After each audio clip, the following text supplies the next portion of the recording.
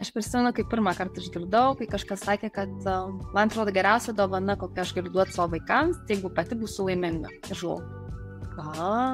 Kodėl mums tai nėra taip pat, nežinau, savaime suprantama, tai kodėl mes tam taip priešinamės, kodėl mes tai tapatinam su kažkokiu egoizmu. Vis tiek yra toks labai didelis aukojimos ir pasiaukojimo ir darimo dėl vaikų vaizdas. Aš prie to priejau, kad tai yra būtent tas aukojimas, jis neveda į laimę tikrai visų pirma nei savęs pačios, nei vaikų. Ir aš noriu papasakoti savo mamos istoriją. Ir mano mama, angeliško grožio moteris, nuo pat tik tai gimiau, aš galvoju, kaip man pasisekė, aš dar save tokią mažulę atsimenu, tokios nuostabios moters šeimoje gimiau. Jinai tokia graži, tokia švelni, tokia jautri, tokia jausminga.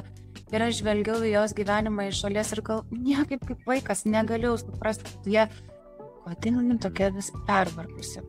Kodėl taip dažnai jinai nelaiminga, taip dažnai jinai pikta, taip dažnai jinai serganti. Ir aš niekaip negalėjau suprasti, kaip tas angelas, mano mama, švenčiausias žmogus pasaulyje vaiko akimis, kartu gyvena tokį gyvenimą, kuriame nuolat kažko nespėja.